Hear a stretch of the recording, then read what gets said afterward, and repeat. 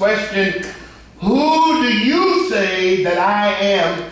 Peter said, you are the Christ, the Son of the living God. Yeah, that's good. Now, you got to get this, because the statement that Peter makes here is in the ears of the Jews who heard that, and the disciples especially, that was a very profound statement. Because remember, for centuries, the Jews were expecting the Messiah to come.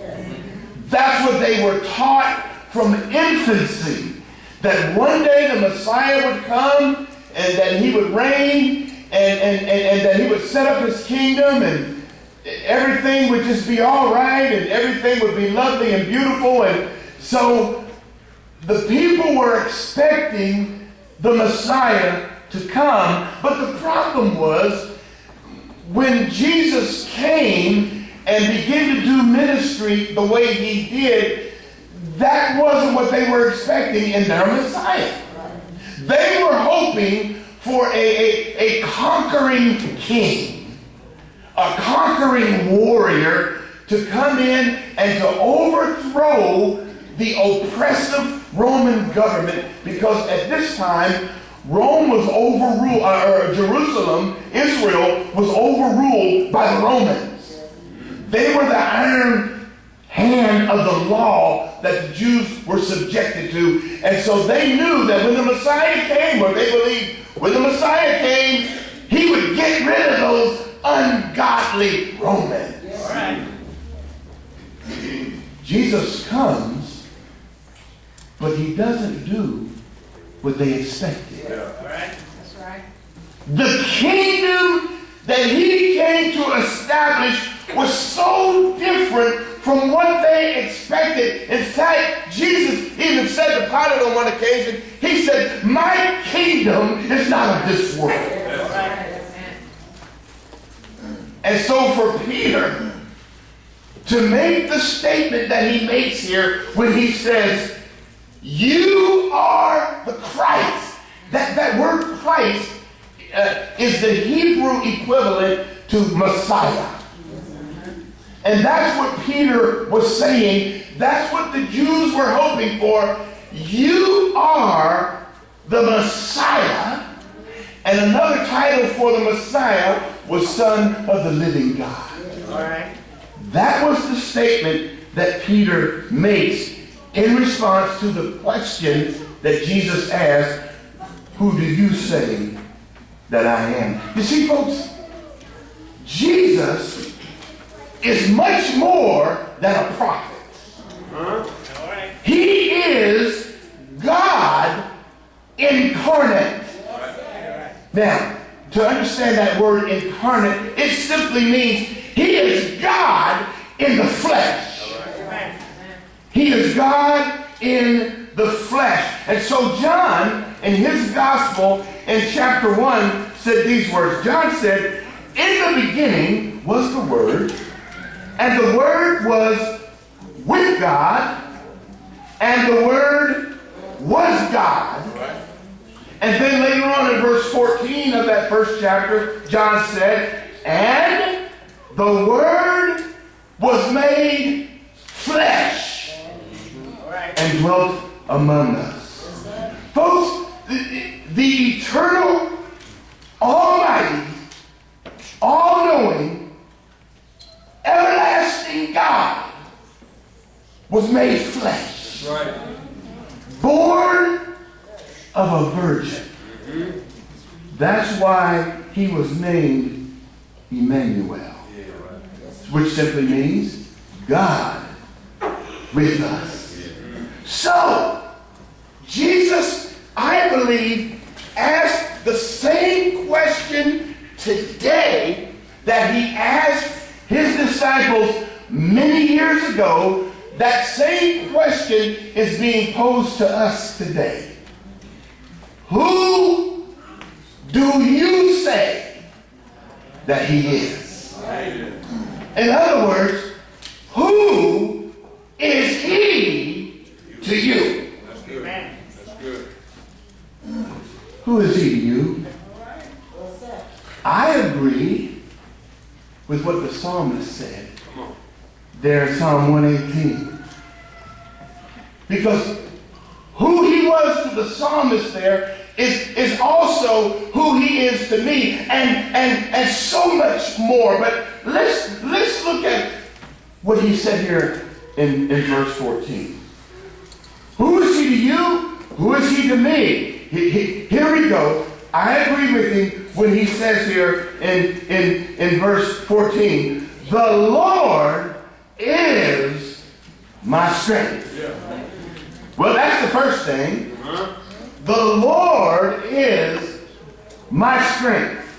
In Psalm 27, we're told this: the Lord is my light and my salvation.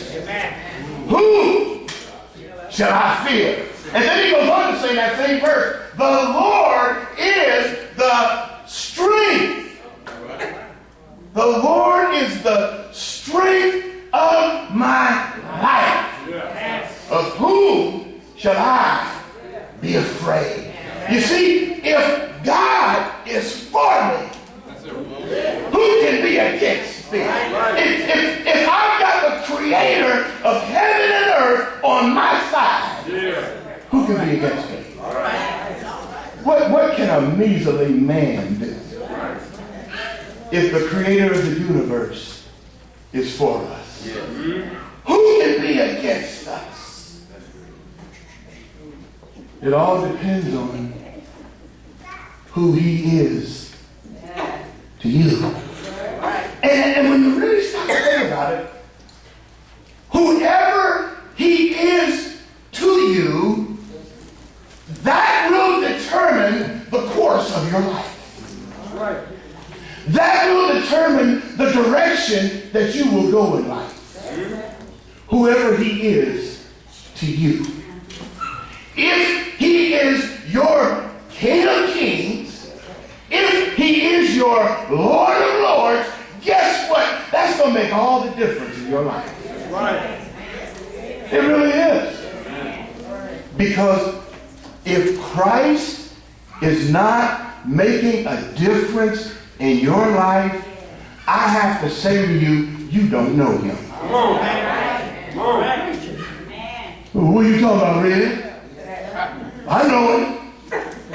Okay, I'm not saying you don't.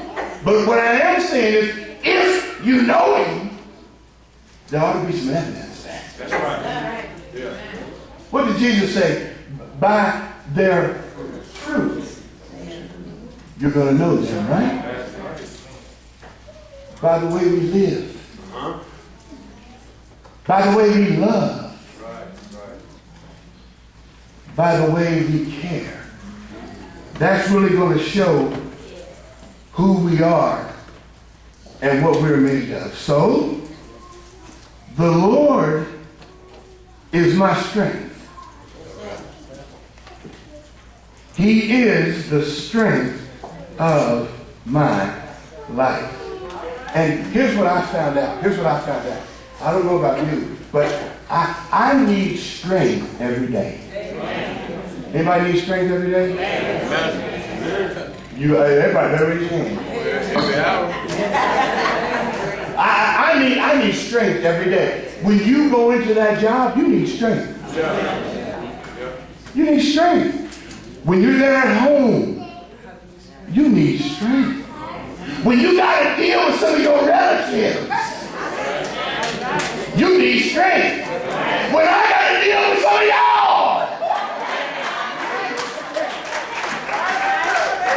I need strength.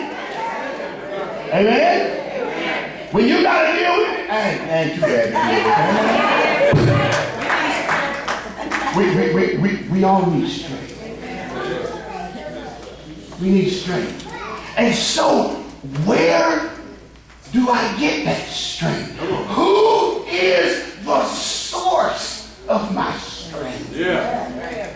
Well, he says, the Lord is my strength. Because you see, folks, I realized I don't have any strength on my own. I don't have any strength on my own, and I'm constantly relying on His strength to keep me. I'm constantly relying on His strength to keep me. And so Paul said in Ephesians chapter 6, Paul said, be strong in the Lord and in the power of His might. Because you see, folks, I can't defeat sin and Satan in my own strength. And neither can you. Can't defeat sin and Satan in my own strength. And so I daily seek strength from above. I daily pray and ask God to give me strength for circumstances and situations that I don't even have a clue that I might face. But when I do face them, I say, Lord, I'm going to need some strength on this one. God, I'm depending on you. And in the Old Testament, there was a man who thought he was strong enough to handle any situation. His name was Samson. What happened was he got mixed up with physical strength and spiritual strength. He got it mixed up. He thought because he was physically strong, then he ought to be able to handle anything spiritually that came his way. But those are two different kinds of strength. See, I can, and I used to work out and lift weights. I used to pump that iron, y'all. I was good at it. Bench pressing, leg pressing, depressing. I was doing all kind of stuff so that I could get my body strong. This fellow over here, he does that stuff. And you see pictures every now and then,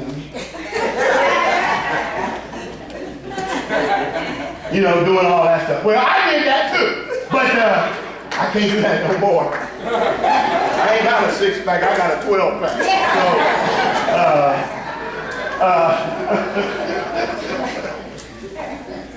But I don't resort so much now to physical strength. I realize what's more important is having spiritual strength. Physical strength is good. You need that. Workout, exercise, all that stuff is good. That stuff is healthy. We need to do those things. But don't neglect the most important thing. Because what good is it getting your body in shape if you're spiritually out of shape? What good is that going to do? You might be looking good physically. You might be impressive physically, but the devil ain't worried about that. You ain't no threat to him because you can lift and run and do so many wonderful athletic things. But when it comes to defeating sin in your life, how strong are you? Where is your strength coming from? And Samson thought he was strong enough to handle any situation. And so what he did was he began relying more on himself than he did on God. And that's where he went down. He tried to rely more on who he thought, on what he thought. And he began to rely less and less on God. And guess what? Ultimately, it cost him his life. Listen, a life of sin is a costly life. It is. Yes. It will cost you your health. It will. It will cost you your mentality. People do stupid things because sin is controlling them. And ultimately, like Samson in the Old Testament, it cost him his life. But here was a man that God had a special purpose for. You see, Samson was one of two men in the Old Testament. There was only two men in the Old Testament whose birth was foretold by angels. Isaac was one, and the other was Samson. Amen. So you would think if God is sending angels to announce your birth, wow, God must really have something special in store for you. And God did. He had something, had a special mission, a special purpose, a special plan for Samson. And that's why God gave him the physical strength that he had, so that he could subdue the enemies of Israel. You read this story beginning in the 12th or 13th chapter of Judges. I think it might be chapter 13. You begin reading the story of Samson through chapter 16. And he had a wonderful start, but a terrible finish. A terrible finish. And of all people to finish strong, it wasn't Samson. Why? Because he began to rely less on the Lord and more on himself. And that's where a lot of people are in church today. Not so much in the world, but people in church. They rely so much more on themselves than they do on God. And then when their lives start spiraling out of control, they wonder, what's going on? What's happening? Well, what's happening, you've got your priorities in the wrong place. You've got to get your strength from God, from His Word, from His Spirit. You can't get your strength from your broke down, lame friends. You can't get your strength from them. They messed up like you are. How do you want to get strength from them? But you can get strength, and you will get strength if you put yourself in a position to receive strength. Come into God's house. That's a good start. Hearing His Word, being in Sunday school. I didn't get too many amens on that.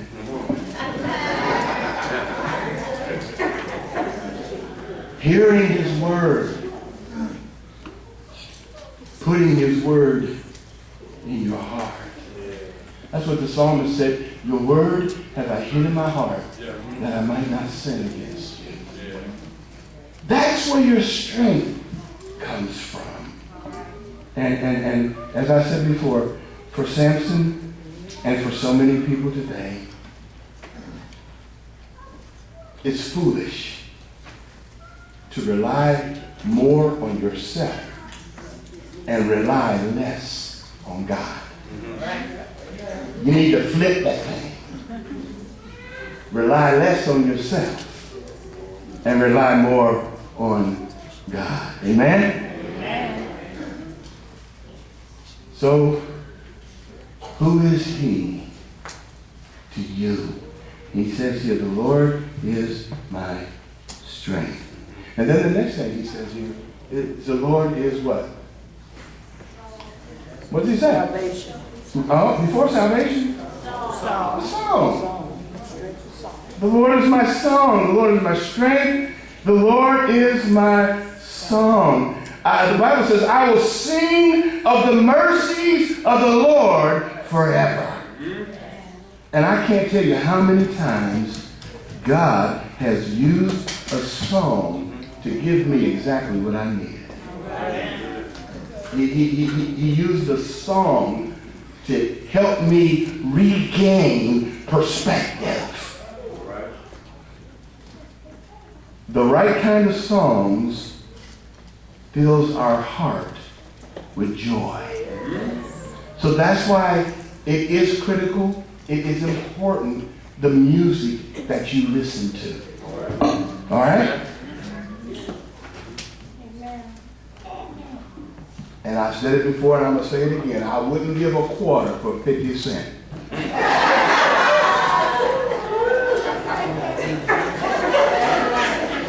I wouldn't. Any so-called artist, that's art. To just stand and cuss and spew vile things out of your mouth, that's art. It's ungodly. And it's sad that so many youth are flocking to that kind of stuff. Hearing all kinds of nasty, and I'm saying the word nasty, nasty, immoral things. It's sad. It's really, really sad. And so it's important, the music, the songs that you listen to. Be sure that the songs that you listen to, first and foremost, glorify God. Right. All right. First and foremost, glorify God. Come on. All right. Be sure. Check your music. Yeah. Because everything you hear will affect your mind. Amen. Everything you see will affect your mind. So if I'm listening to raunchy music, looking at nasty movies, no wonder my mind is so corrupt. And see, here's the bad part, y'all. Our minds are already corrupted. That's right. And what we do with that stuff is you feed the corruption. Come on. You feed it. And the more you feed it, the more it's going to grow. And the more it grows, the more it overtakes you. So you got to watch what you listen to. Now, I don't think there's anything wrong with pulling your wife aside and just saying to her every now and then, ain't no woman like the one I got. Amen? Amen. Every day the sun comes up around me, I can make the birds sing harmony. Every drop of rain, glad it's found. Daniel, move your head. I'm looking at her. Heaven must have made her just for me. When she smiles, look at her smile, so warm and tender, a sight for sore eyes to see. Ooh, ain't all right. Ain't nothing wrong with that, is it? No, it is. Ain't wrong with that. Every man ought to feel like ain't no woman like the one he got. Amen. Right, John? Right, George? Hey, look at you, boy. Look at you, boy. You better get right. Yeah. Every man ought to feel that way. That's right. I don't know about kissing the ground you walk around, though. I don't know about that.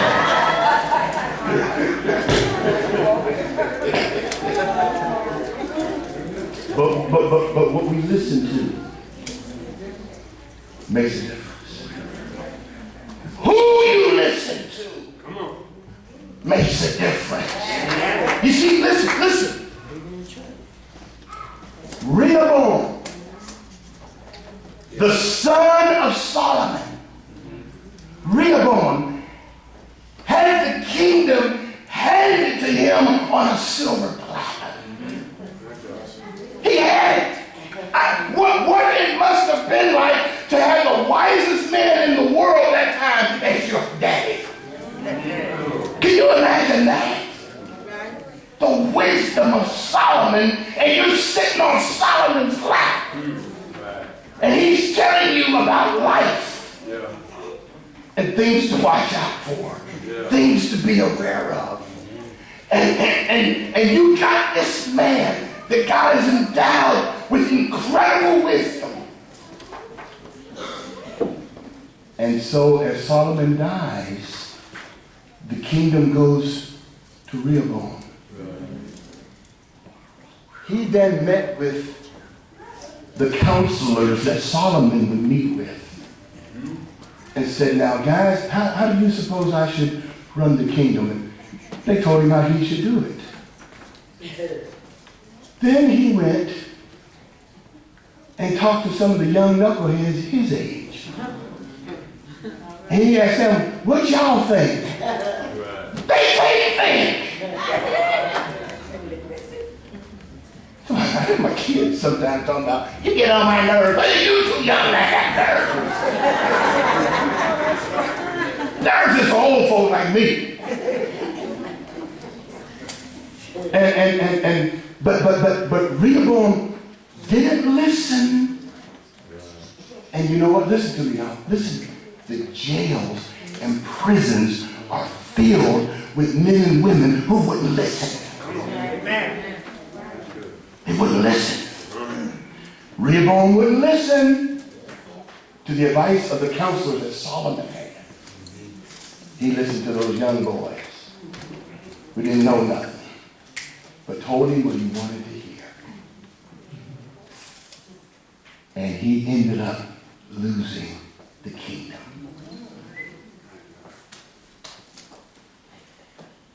If you don't follow the wisdom of God, you lose. Amen.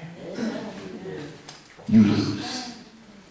You lose in life. And more importantly, you lose in eternal life. You don't follow the wisdom of God. The Lord is my strength and my song, the Bible says. He's my song. The right kind of songs fills our hearts with joy. Fills our hearts with hope. Fills our hearts with peace. Fills our hearts with contentment. I like, and Alicia, I meant to get you to get this, and you might be able to pull it up. I don't know, CJ, maybe y'all can find it.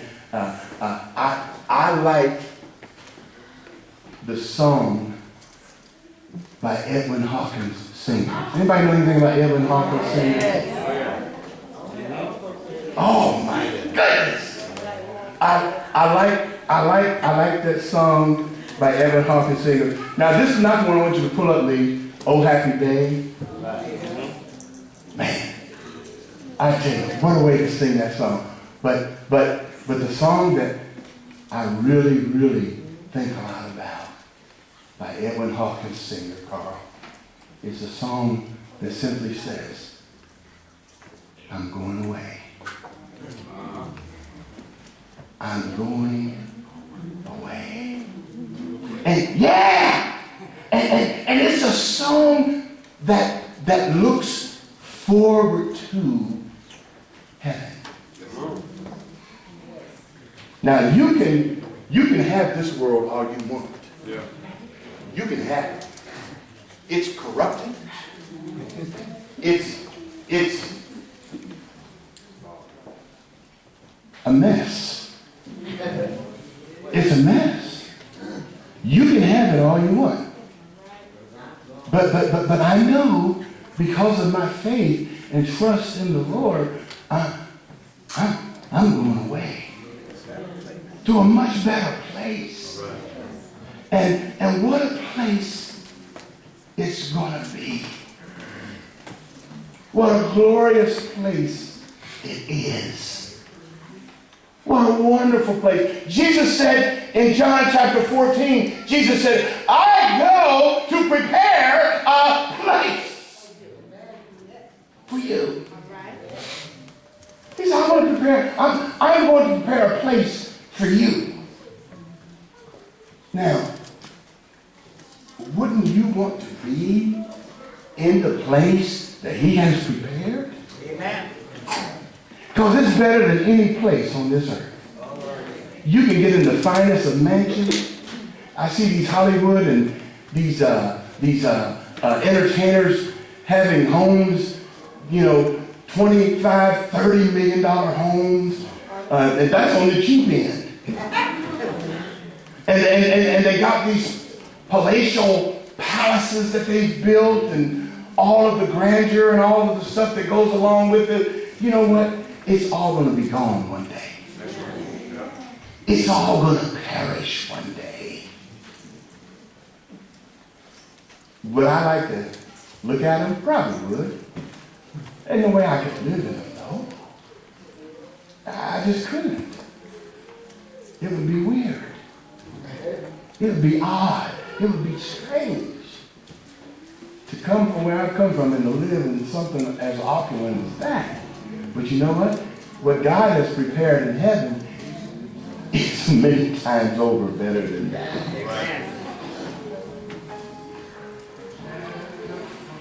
There it is.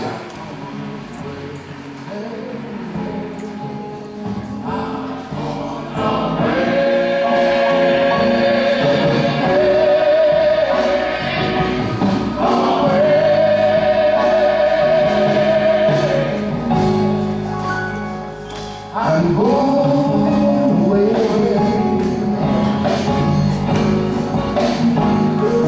I'm going away. Everybody going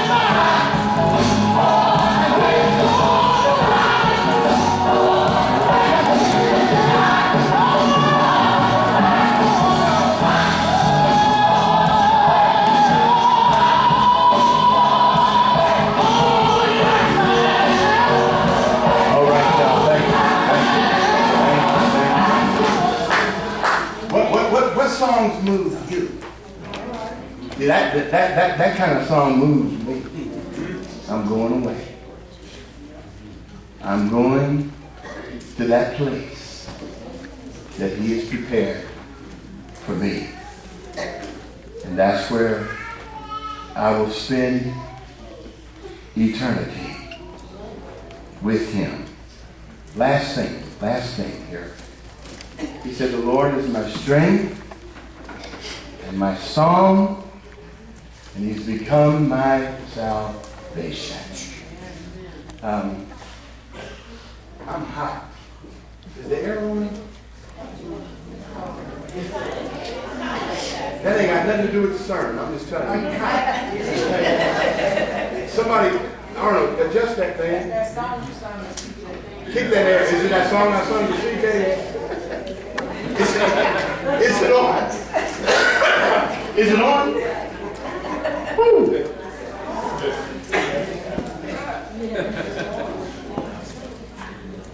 Just turn it down just a little. Turn it down. Turn it down. Did it click on? Is it on? Okay. Okay. It'll get up here in a little bit then. All right. He said, the Lord is my strength and my song. And then the last thing, he has become my what? My salvation. Who is he to you? He's my strength. He's my song. He's become my salvation. See y'all, look. Think about it. He saved my soul from a burning hell.